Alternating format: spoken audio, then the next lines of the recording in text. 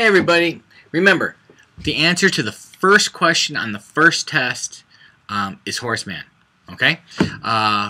He's the man. So, oh, get it? Horseman, he's the man.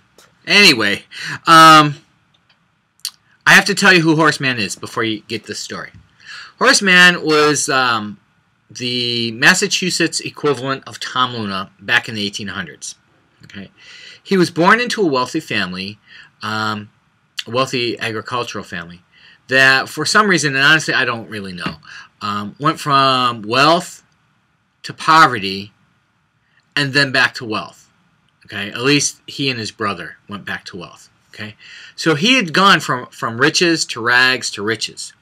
That's important, because in the deepest part of his soul, he believed in the American dream. He believed that if you worked hard and you were a good person, you could be successful.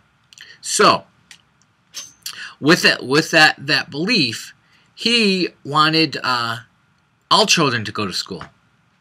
Okay? Boys and girls, rich and poor. Okay?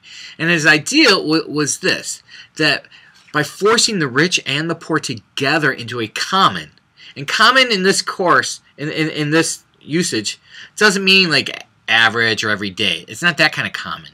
Common is held in common, like the commons. Okay? So anyway, by bringing the rich and the poor together, the rich would benefit by looking to the poor, and it wouldn't be the poor. It would be Tommy or Sue. They would develop some compassion. A face would be put on poverty for them. Okay? The poor would benefit by rubbing elbows with the rich and learning rich, quote, rich habits, learning cleanliness, okay?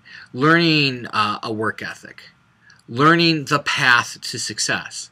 Okay? That was his basic idea, how both could benefit. However, the genius that Horseman displayed wasn't in that argument. Okay, anyone could make that argument. His genius was in selling it. So basically, he's got this idea, and he runs around Massachusetts on a horse, saying, basically, hey guys, let's establish a school and raise everyone's taxes. Please, let me levy a tax on you, and we'll establish a school. Okay, whether it's the 1800s or the 21st century, people generally don't like taxes. Okay, what Horseman did that was genius was he appealed to people's self-interest without ever contradicting himself. You know, nowadays we talk about politicians talking about both sides of the mouth, saying A to one person and B to another when they contradict A and B. Horseman was able to do that without ever contradicting himself. So, who were the people he needed to convince to raise taxes? Okay, to build the schools. First of all, if you're going to have a school, you got to have students. He's got to convince the parents. And they were a fairly easy sell, okay? Especially the less wealthy parents, okay? Because what he sold to them was the American dream. If you support this, if you help to establish common schools, your child will have the academic skills necessary to maybe go from the back loading dock at the store to the front to being a clerk. They will achieve a higher standard of living than you currently have, you know, as parents. Every parent wants that. Heck, I want that for my kids. I want my kids to be highly successful and to be happy and good people. He said he was going to help them get there. So that's argument number one. Argument number two is the wealthy. Okay? He needs to, because they've got the most money, they're going to pay the most taxes. He wants them to pony up, and his argument is fairly simple, if not cynical. He says to them, look, if we educate the children, okay, they're going to learn to respect authority. They're going to learn to follow the law. Crime will go down. Basically, build schools or jails.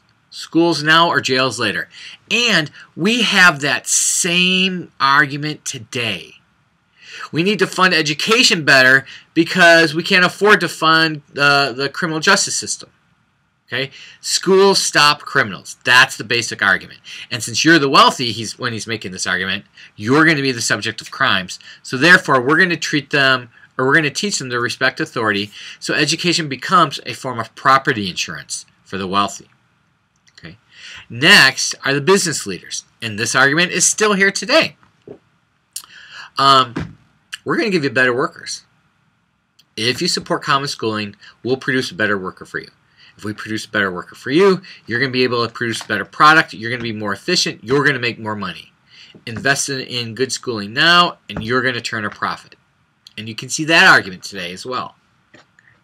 He also had to appeal to the religious leaders who were very powerful in the time in their various villages. His argument to them was most simple. He said, look guys, I'm doing the same job you are.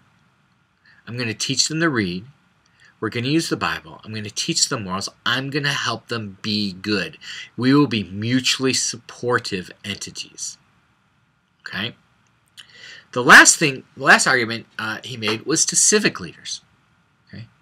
The mayors, the town councilmen, however you want to call them. Okay? To them, he made this argument. Okay? And this, once again, still holds today. If you build a school, your town or village or wherever they're living will become more attractive. People will want to move here, and your property value of the entire city will go up. Okay? And if you watch House Hunters or anything, or if you've ever bought a house, one of the very first things house buyers ask is, how are the schools in the area? Okay? Good schools equals higher property values. And Horace Mann keyed into that 150 years ago. Okay? So, he had the five people to whom he was arguing. The parents, the wealthy landowners, business leaders, the religious leaders, and the civic leaders. And by arguing to all those five people, five different arguments, he never contradicted himself. He never gave conflicting arguments to the different parties. That's some pretty good politicking, if you ask me. A common school, okay, looks like the school you may have seen. Has anyone watched Little House on the Prairie? I know I'm getting old, but you know, with Laura and Nellie and Mr. Olson, the store owner. I mean, I can't remember him. But anyway, if you've ever watched that, the school that those kids go to is a common school. That period television show was the same time as the common school movement. Okay? Well, actually, it was a little bit later because they were out west and took a while for common schools to move out west. But anyway, if you can think about that school was actually held in the church until they built a school. It's basically a small school. It'll look like a Lancaster school. You're going to have benches and a headmaster or a teacher. Usually, now we're shifting to girls, but I'll get into that in a second.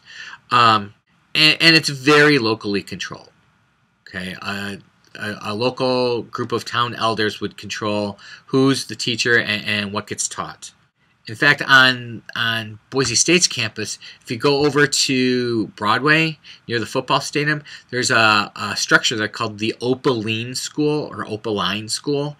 That was a common school that was deeded to Boise State University, and it used to be over near the tennis courts, near the Bell.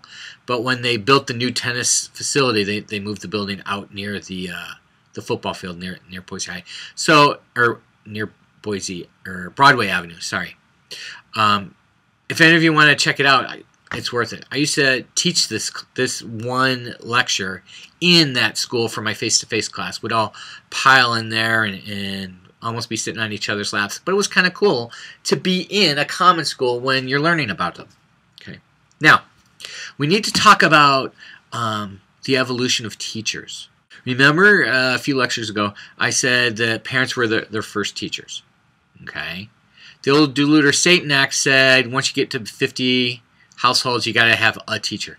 Typically, that teacher was the minister, the local pastor. Okay, that person was guaranteed to be literate. They had to know the Bible, and they were responsible for teaching the children some basic mathematics, and to learn the Bible. And that's the way it was for a long time. With the advent of the common school, Okay, these schools started popping up all over the place. Okay, they were wildly popular. Okay, when that happens, you can't really employ men because men are too expensive. Okay, and remember, don't get mad at me. This is historically within the within the time frame. Women are cheap, men are expensive. Okay. The success of the common school movement led to the feminization of the teaching workforce. Okay? And the teachers, for the most part, were usually young teenage girls prior to being married or old widows. Okay? Now, what are the two things that young teenage girls and old widows typically don't engage in? Sex. Okay.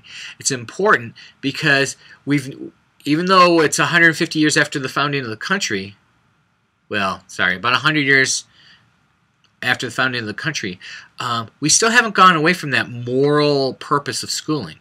Okay, and we wanted pure people to teach. So that meant a woman needed to teach either before she was married or after her husband died.